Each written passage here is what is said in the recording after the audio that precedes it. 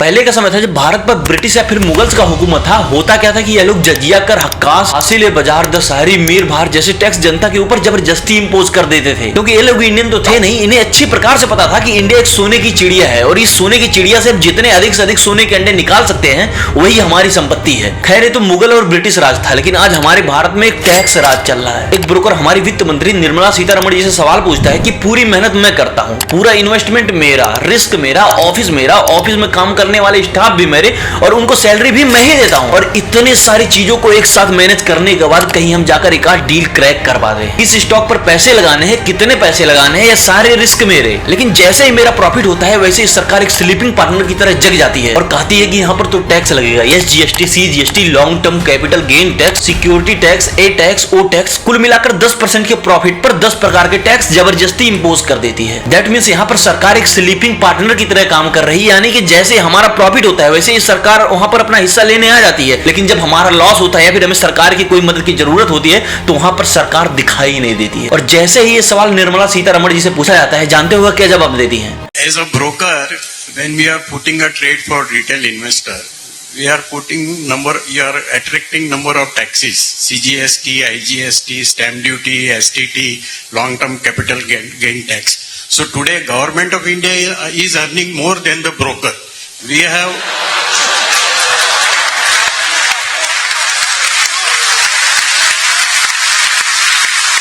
So,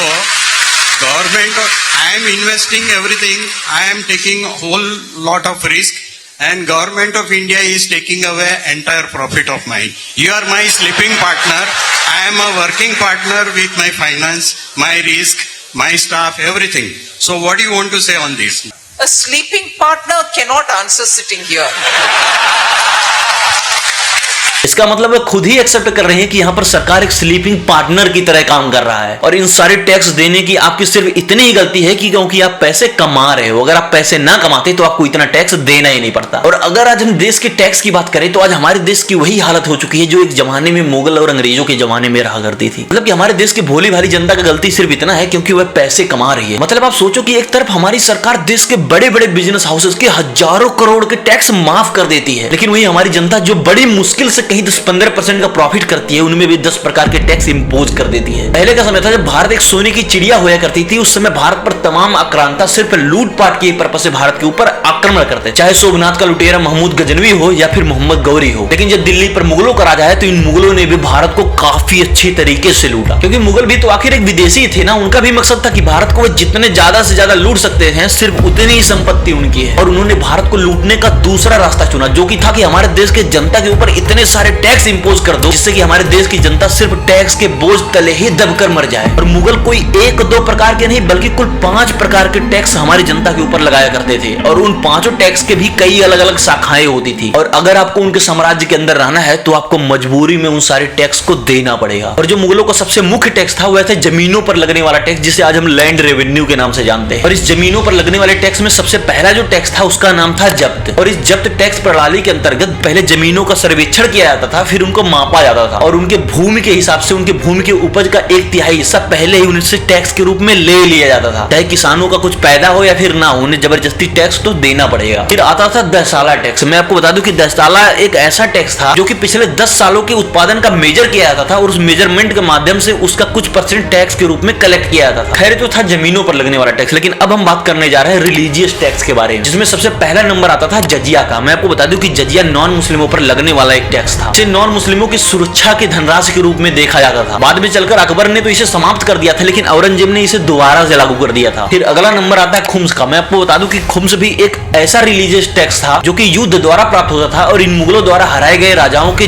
जनता के ऊपर यह टैक्स जबरदस्ती इंपोज किया जाता था। होता क्या था कि पहले खुम्स को कलेक्ट किया जाता था और इस खुम्स के माध्यम से इस्लाम का प्रचार प्रसार किया जाता था। फिर अगला नंबर आता है जगत का। मैं आपको बता दूं कि जगत का मकसद हमारे देश में होने वाले व्यापारियों से टैक्स वसूलना था। इसे हमारे देश में चलने वाले कई सारे राजमार्गों, सीमा चौकियों और बंदरगाहों से वसूला जाता था। फिर एक रहम नाम का टैक्स होता था जिसका मकसद था आयात या फिर निर्यात करने वाले वस्तुओं पर लगाया गया टैक्स। और एक हिराज नाम का टैक्स होया करता था जिसका मकसद था कि कोई भी वस्तु अगर बाजार में बिक रही है तो उस बाजार में बिकने वाले वस्तु में जो एक मुनाफा व्यापारी को मिलता है उस मुनाफे के एक हिस्से को हिराज के रूप में एक्सेप्ट किया जाता था। फिर आता है अगला नंबर खराज टैक्स का। मैं आपको बता दूं दूं कि खराज एक ऐसा प्रकार का टैक्स था जो पूरे देश के जनता के लिए कंपलसरी था, और खराज टैक्स को भी मुगल एम्पायर के अंदर रहने वाले सभी किसानों को देना पड़ता था। अगर आपको देश में खेती करनी है तो आपको खराज देना पड़ेगा, चाहे आपकी पैदावार हो या फिर ना हो। फिर आता है नंबर तमगा टैक्स का। मैं आपको बता दूं कि यह शिल्पकारों और उद्योगपतियों पर लगाया जाता था यह टैक्स, और तमगा वस्तुओं के निर्माण और उसके बिक्री दोनों पर वसूला जाता था। और फिर आता है नंबर अक्ता टैक्स की। मैं आपको बता दूं कि अक्ता टैक्स मुगल एम्पायर का एक ऐसा टैक्स था जो नॉन मुस्लिम्स को देना पड़ता था विशेष अवसरों पर, जैसे कि आपके घर पर एक विवाह है या फिर कोई भी रिलीजियस फंक्शन है तो उसके लिए आपको अक्ता देना पड़ेगा। फिर आता है अबवाब टैक्स। मैं आपको बता दूं कि अबवाब का मतलब ही होता है अतिरिक्त शुल्क। होता क्या था कि जो मुगल एम्पायर के लोकल अधिकारी होते थे वो सारे लोग जबरदस्ती अपनी जनता के ऊपर कुछ ना कुछ टैक्स इंपोज कर देते थे, और एक किसानों के ऊपर मनमाने ढंग से अपना टैक्स तय करते थे, जबरदस्ती उनसे वसूलते थे। अबवाब टैक्स के लिए ना कोई रूल था ना ही कोई रेगुलेशन था, बस जनता को देना पड़ता था जितने अधिकारी डिसाइड कर देते थे। फिर आता है फुताह टैक्स। मैं आपको बता दूं कि फुताह टैक्स मुगल एम्पायर के दौरान एक ऐसा टैक्स था जिसका उद्देश्य राज्य में अगर कोई विशेष घटनाएं हो रही हैं या फिर कोई लोग कानून का उल्लंघन कर रहे हैं तो उन सारे लोगों पर यह टैक्स लगाया जाता था। खैर, तो था मुगलों का टैक्स, लेकिन अब हम जानते हैं कि यह मुगल्स आखिर हम जनता से टैक्स कलेक्ट कैसे करते थे। तो देखो, मुगल एम्पायर में टैक्स को कलेक्ट करने का एक वेल स्ट्रक्चर्ड बॉडी था, जैसे कि दीवान जो पूरी स्टेट की टैक्स कलेक्शन का निगरानी करता था, और फिर दीवान के नीचे एक अमील आता था जो किसी एक पर्टिकुलर क्षेत्र का ही टैक्स कलेक्ट करता था, और फिर अमील से नीचे कानून गो आता था जो पूरे क्षेत्र के टैक्स का रिकॉर्ड रखता था, जिसे अपने हायर अथॉरिटीज को कभी भी हिसाब देना पड़ सकता था। और फिर कानून गो से भी नीचे पटवारी आता था जो सिर्फ किसी एक पर्टिकुलर गांव के ही टैक्स कलेक्शन का ब्यौरा अपने पास रखता था। और फिर अंतिम में आता था जागीरदार। आपको बता दूं कि गांव में किसान भले ही खेती करते थे लेकिन उन खेतों का असली मालिक जागीरदार ही होता था। एक्चुअली ये किसानों से टैक्स कलेक्ट करता था, उन टैक्स का कुछ हिस्सा अपने पास रख लेता था और बाकी सारा हिस्सा सरकार को दे देता था। और इसका प्रभाव उस समय हमारे समाज पर यह पड़ा कि एक तरफ तो हमारी जनता इन सारे लोगों से लुटती जा रही थी, और दूसरी तरफ धार्मिक टैक्सेस से हमारे देश की जनता में असंतोष और ज्यादा बढ़ रहा था। एक तरफ हमारी जनता में असंतोष और हमारी जनता गरीब होती जा रही है, और वहीं दूसरी तरफ मुगल एम्पायर और ज्यादा अमीर होता जा रहा है। एक तरफ इनके ऑफिसर जनता पर कुछ भी अपने मनमाने तरीके से टैक्स इंपोज कर देते थे, और इतने ही नहीं, इनके ऑफिसर काफी ज्यादा भ्रष्ट थे जिसका सीधा प्रभाव व्यापारी और जनता की जेब पर आता था। और मुगल्स भारत की जनता को लूट लूट कर अपने खजाने इतने ज्यादा भर लिए कि आईने अकबरी के अनुसार 1995 में अकबर के पास 9 करोड़ की संपत्ति थी। मैं आपको बता दूं कि उस जमाने का 9 करोड़ उस जमाने के वर्ल्ड जीडीपी के 25% के इक्विवेलेंट था। और अगर आपको उस जमाने के 9 करोड़ रुपयों के वैल्यू को अगर एक्चुअल में आंकना है, मैं आपको बता दूं कि आप इस संपत्ति का अंदाजा इसी बात से लगा सकते हो। उस जमाने में एक अच्छी खासी वेल्दी परिवार को चलाने में महीने के 2 रुपए भी काफी थे। अब आप सोचो कि उस 2 रुपए वाले जमाने में अकबर के पास 9 करोड़ की संपत्ति। अब आप सोच सकते हो कि इन्होंने हमारे देश को किस स्तर पर लूटा हो। पहले तो बात हुई मुगलों की, लेकिन अब हम जानते हैं कि आखिर अंग्रेजों ने हमारे भारत को कैसे लूटा। देखो, अंग्रेजों का जो सबसे प्राइम सोर्स था रेवेन्यू का, वह था लैंड रेवेन्यू, और अंग्रेजों की इस लैंड रेवेन्यू सिस्टम के भी कई सारे शाखाएं, जिसमें सबसे पहला स्थान आता था परमानेंट सेटलमेंट। मैं आपको बता दूं कि हमारे देश में सबसे पहले परमानेंट सेटलमेंट सिस्टम 1793 में लॉर्ड कर्नवालिस ने बंगाल प्रेसिडेंसी में लागू किया। इसमें होता क्या था कि जमींदारों को पूरे गांव के संपूर्ण जमीन का मालिक बना दिया जाता था, और उन्हें हर साल एक फिक्स अमाउंट में राजस्व देना पड़ता था। अब इससे सिर्फ अंग्रेज ही नहीं बल्कि जमींदार भी ज्यादा अमाउंट में टैक्स वसूलते थे, क्योंकि वह उस टैक्स का कुछ हिस्सा अपने पास भी रखते थे। अब इससे होता क्या था कि चाहे बाढ़ आए, चाहे भूकंप आए, चाहे सुनामी आ जाए, चाहे दुनिया ही मिट जाए, फिर भी इन्हें टैक्स तो देना पड़ेगा। और इस परमानेंट सेटलमेंट के प्रभाव से हमारे देश की जनता की हालत और भी ज्यादा खराब होती चली। पहले जहां किसान सिर्फ खेती करके अपने पूरे परिवार को पाल लेता था, अब वही उसके पास इतने भी पैसे नहीं बचते थे कि वह जाके मार्केट से बीज खरीद पाए। इतने सारे वसूली की वजह से उनके पास कुछ पैसे तो बचते नहीं थे, इसीलिए वह कुछ कर्ज लेने जमींदारों के पास जाते थे। अब जमींदार भी उन्हें तो कर्ज दे देते थे, लेकिन उस कर्ज का ब्याज वह इतना ज्यादा रखते थे जिससे किसान उस कर्ज को क्या लौटाएगा, सिर्फ उसके ब्याज को हर साल वह भर पाता था। फिर इसी साइकिल में किसान फंस कर या तो सुसाइड कर लेता था या फिर गांव छोड़कर ही भाग जाता था। पहले तो हुआ परमानेंट सेटलमेंट सिस्टम, लेकिन अगला नंबर आता है रैयतवाड़ी सिस्टम का।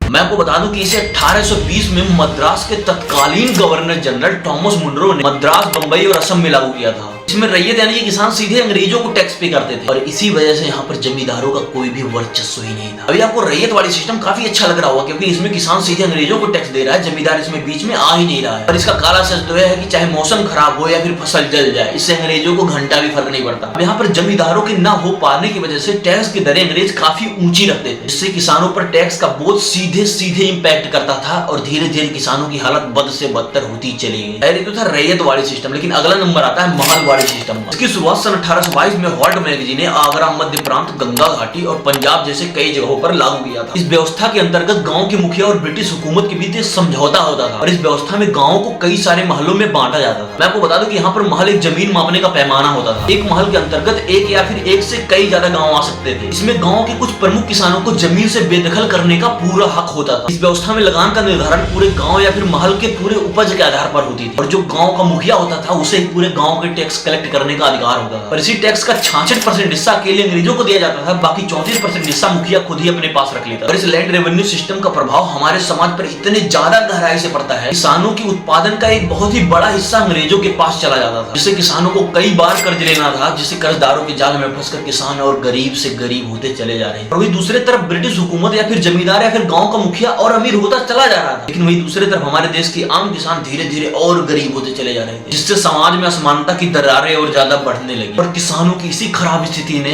एक नई संकट को जन्म देती है, जिसके परिणाम स्वरूप हमारे देश में कई सारे विद्रोह होते हैं, जिनमें से 1855-56 का संथाल विद्रोह और 1859-60 का नील विद्रोह प्रमुख है। खासकर नील विद्रोह इंडिगा रिबेलियन या फिर ब्लू रिवोल्ट के नाम से जाना जाता था। अब होता क्या है कि 18वीं-19वीं शताब्दी में यूरोप का तो इंडस्ट्रियलाइजेशन हो चुका था, पर प्रॉब्लम ये थी कि आप इंडस्ट्री लगा के ही क्या कर पाओगे जब आपके पास कच्चा माल ही नहीं होगा। ऐसे में अंग्रेजों ने सहारा लिया अपने उपनिवेशों का, क्योंकि वे कपड़े का प्रोडक्शन बहुत ही बड़े स्केल पे करते थे, इसलिए उन्हें उन कपड़ों को रंगने के लिए उन्हें नील की आवश्यकता पड़ती ही थी। और इसीलिए ब्रिटिश हुकूमत ने एक चाल चली, बिहार और पश्चिम बंगाल के कुछ हिस्से में 3 कटिया प्रणाली लागू कर दी, जिसके अनुसार वहां पर रह रहे किसानों को अपने खेतों के 1/3 हिस्से में नील की खेती करनी मैंडेटरी हो गई थी। अब इस 3 कटिया प्रणाली में पहले होता क्या था कि अंग्रेज पहले किसानों के ऊपर दबाव बनाते थे और उन्हें जबरन एक अनुबंध पर हस्ताक्षर करने के लिए मजबूर कर देते थे, और एक बार उन्हें जब किसानों का हस्ताक्षर मिल जाता था फिर उन्हें जबरन उनसे नील की खेती करवाई जाती थी। और अगर वे किसान नील की खेती करने से मना कर देते थे तो उस अनुबंध में किए गए हस्ताक्षर के अनुसार उन किसानों का खेत अंग्रेज सरकार किसी दूसरे किसान को दे सकती है जो नील की खेती करेगा। और इसीलिए किसानों के आगे कोई रास्ता आगे का बचता नहीं था और मजबूरी में किसान नील की खेती करते थे जबरन। ऐसा नहीं था कि किसान नील की खेती करना ही नहीं चाहते थे, वह करना चाहते थे, लेकिन उस समय पूरे देश में नील की डिमांड सिर्फ अंग्रेजों को थी, पर अंग्रेज उन्हें उस नील की बहुत ही न्यूनतम कीमत देते थे, जिससे किसानों का प्रॉफिट तो छोड़ो उनका लागत भी नहीं निकल पाता था। फिर उसी नील की पूरे यूरोप में एक बहुत ही हाई डिमांड थी और फिर ईस्ट इंडिया कंपनी इंडिया से नील उठाकर पूरे यूरोप में बेचती थी और अच्छा खासा मुनाफा कमाती थी। अब होता क्या था कि बंगाल के किसानों को चावल जैसी अच्छे भुगतान वाले फसलों के बजाय उन्हें अपनी भूमि पर नील उगाने के लिए मजबूर कर दिया जाता था। तब दिगंबर विश्वास और विष्णु विश्वास के नेतृत्व में बंगाल के किसान ब्रिटिश हुकूमत के खिलाफ विद्रोह कर देते हैं। अब इसमें भी किसानों ने 2 तरीके से विद्रोह किया, कुछ किसानों ने खुली बगावत कर दी तो कुछ किसानों ने आंदोलन का सहारा लिया। अब जैसे ही इन सारे विद्रोहों के बारे में अंग्रेजों को पता चलता है, अंग्रेजों ने कई सारी दमनकारी नीतियां बनाई। उन्होंने आंदोलन को दबाने के लिए कभी सैनिकों का प्रयोग किया तो कभी वहां के स्थानीय पुलिस बल का प्रयोग किया। लेकिन एक कहावत है कि बादल सूर्य को कुछ समय के लिए छिपा जरूर सकते हैं लेकिन रोक नहीं सकते हैं, और अंततः ऐसे ही हुआ। अंग्रेज सरकार पर किसानों के बढ़ते दबाव के कारण इंडिगो कमीशन का गठन किया गया और फाइनली किसानों की शिकायत को सुना गया और अंततः किसानों की विजय होती है और उन्हें नील की खेती करने से मुक्ति मिल जाती है। और फिर ब्रिटिश हुकूमत हम भारतीयों के लिए इतने पर ही नहीं रुकती है, वह हमारे लिए एक नया टैक्स इन्वेंट करती है, एक ऐसा टैक्स जो ब्रिटिश हुकूमत के पतन का कारण बनी, वह था साल्ट यानी कि नमक टैक्स। अगर आप भारत का इतिहास देखते हो तो मुगलों ने भी नमक पर टैक्स लगाया, लेकिन उस टैक्स की दर जनता के हिसाब से काफी ठीक था, जनता आराम से उसे दे देती थी, जनता को कोई भी तकलीफ नहीं आती थी। लेकिन ब्रिटिश ईस्ट इंडिया कंपनी ने 18वीं सदी के अंत तक जबरन यह कानून लागू कर दिया पूरे देश भर में, जिसके अनुसार कोई भी भारतीय बिना लाइसेंस के नमक का क्रय या फिर विक्रय नहीं कर सकता है। और आपको पता ही होगा कि लाइसेंस वह भी अंग्रेजों से लेना कितना कॉम्प्लिकेटेड था। और फिर अंग्रेजी हुकूमत ने जब नमक के सप्लाई को नियंत्रित कर लिया तो फिर उन्होंने नमक के ऊपर बहुत ही भारी भरकम टैक्स लगाया, जिससे नमक एक प्राकृतिक संपदा होने के बावजूद भी यह हमारे देश के जनता के पहुंच से बाहर हो गया। और इस पर उन्होंने नमक कानून बनाया जिसके अनुसार आप बिना लाइसेंस के अगर नमक का क्रय विक्रय करते हो तो आपको बहुत ही कठोर सजा मिलेगी। बात तो जेल तक तो ठीक थी, लेकिन आपको एक बहुत ही भारी भरकम जुर्माना भी देना पड़ेगा, जिसको चुकाने के लिए कुछ किसानों को सालों का समय लग जाता था। अब आप ही सोचो कि एक तरफ देश में इतनी गरीबी चल रही है, दूसरे ओर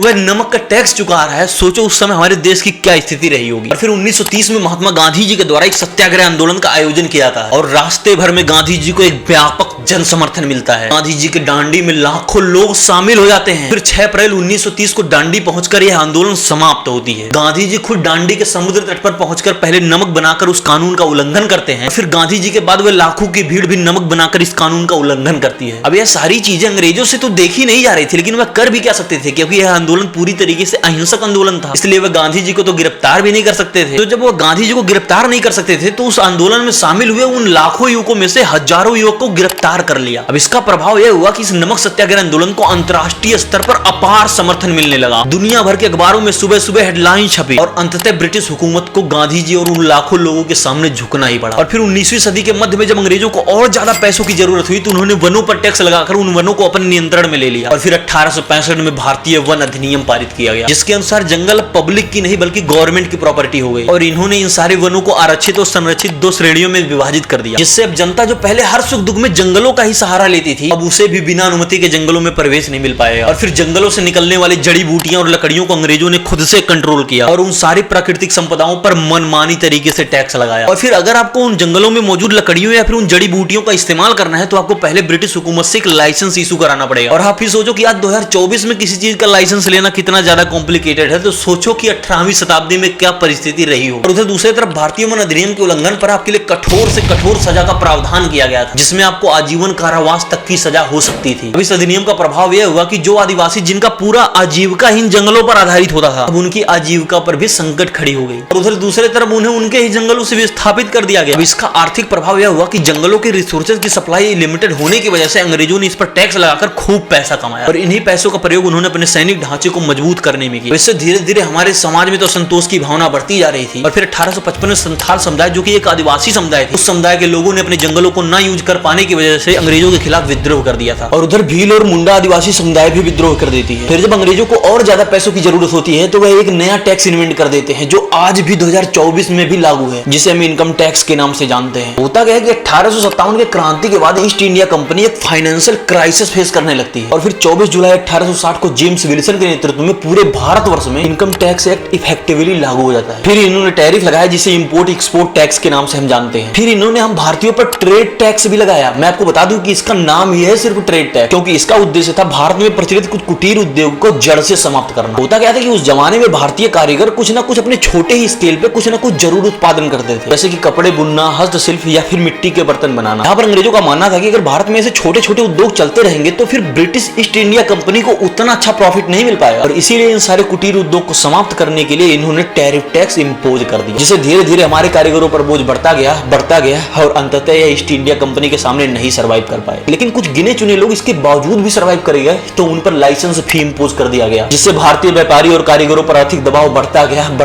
और अंत में इनकी कमर टूट गई। फिर वक्त आता है 1947 का, भारत आजाद होता है। उस समय पूरी दुनिया मान रही थी कि इंडिया 10 सालों से ज्यादा नहीं सर्वाइव कर पाएगा, लेकिन हमें गर्व है अपने उन्हीं शुरुआती नेताओं पर, जिन्हें पता था कि भारत का सत्ता संभालना मतलब आग से खेलना, लेकिन फिर भी उन्होंने आग से खेलने की चुनौती स्वीकार करी और जिनके विजनरी थॉट की वजह से आज हम यहाँ पर हैं। स्वतंत्रता प्राप्ति के बाद भारत एक नवजात राष्ट्र के रूप में अपने आर्थिक प्रणाली को सुदृढ़ करने का कार्य शुरू किया। फिर 1950 में नेहरू जी के नेतृत्व में प्लानिंग कमीशन की स्थापना की जाती है, जिससे देश भर में पंचवर्षीय योजनाएं लागू की जाती हैं। और हमारे देश की सबसे पहली पंचवर्षीय योजना 1951 से लेकर 1956 के बीच लागू थी। इसका उद्देश्य था पूरे भारत में कृषि का विकास करना। फिर 1957 में वेल्थ एक्ट पारित किया गया, जिसका मुख्य उद्देश्य था कि हमारे देश में जो कुछ उस समय के अमीर लोग थे, उन पर टैक्स लगाकर देश के जनता के आर्थिक असमानता को बराबर किया जाए। फिर 1960 से 1970 के बीच सुधार समिति बनती है, जिसका मकसद था कर संग्रहण के प्रोसेस को और ज्यादा आसान बनाकर इसे और ज्यादा पारदर्शी बनाया जाए। और फिर इनकम टैक्स एक्ट 1961 में भारतीय संसद में पारित किया जाता है और यह एक्ट 1 अप्रैल 1962 को पूरे देश भर में प्रभावी ढंग से लागू किया जाता है। और अगर मैं 1947 से 1970 के कालावधि को अगर अपने शब्दों में डिस्क्राइब करूं, यह पीरियड हमारे देश के इतिहास का सबसे महत्वपूर्ण और सबसे संघर्षशील पीरियड था, जहां पर हमारे देश के लीडर्स को सिर्फ आर्थिक विकास ही नहीं बल्कि आंतरिक और बाहरी ताकतों से लड़कर देश का एक बहुत ही मजबूत नींव रखा। फिर 1986 में VAT यानी कि वैल्यू एडेड टैक्स भी लागू किया जाता है। फिर 1991 में सरकार ने इनकम टैक्स, कारपोरेट टैक्स और कई सारे टैक्सों की दरों में संशोधन करती है, ताकि इंडियन मार्केट को और ज्यादा कॉम्पिटिटिव और इन्वेस्टमेंट के अनुकूल बनाया जाए। 1994 में सर्विस टैक्स पेश किया जाता है। मैं आपको बता दूं कि शुरुआती दिनों में जब यह सर्विस टैक्स लागू हुआ था, तो यह केवल और केवल सिर्फ 3 ही सर्विसेज पर लगती थी, जैसे कि टेलीफोन सर्विस, बीमा और स्टॉक ब्रोकिंग पर लगती थी। और बाद में इसे वक्त की जरूरत के हिसाब से और ज्यादा बढ़ाया गया। और फिर 2017 में पहली बार भारत सरकार ने GST यानी कि गुड्स एंड सर्विस टैक्स लागू कर दी है। अब मैं आपको बता दूं कि GST का स्ट्रक्चर कुछ ऐसा है कि एक संघीय प्रणाली का टैक्स है, जिसे केंद्र और स्टेट दोनों स्तरों पर लगाया जाता है। जो केंद्र लगाती है उसे CGST और जो स्टेट लगाती है उसे SGST के नाम से जाना जाता है। अगर हम इसके फायदे की बात करें तो यह है कि इनपुट टैक्स क्रेडिट है। जीएसटी के तहत आप कोई भी वस्तु या फिर कोई भी सर्विस लेते हो तो आपको उन सेवाओं पर चुकाए गए टैक्स का क्रेडिट मिलता है। अब ये तो रहा जीएसटी के कुछ पॉजिटिव साइड, लेकिन हम बात करते हैं इसके नकारात्मक पहलू की। जैसे कि छोटे या फिर मध्यम वर्गीय व्यापारियों को हर महीने रिटर्न दाखिल करने की आवश्यकता होती है, जिससे उन्हें चार्टर्ड अकाउंटेंट की भी जरूरत होती है, जिससे उन व्यापारियों पर और अतिरिक्त बोझ बढ़ जाता है। जैसे कि ट्रेन टिकट हुआ या फिर एरोप्लेन टिकट हुआ या फिर आप कोई भी सर्विस लेते हो और अगर वह जीएसटी के अंदर आता है तो उसमें 18 या फिर 28% जो भी उसका रेट होता है उस हिसाब से टैक्स लगकर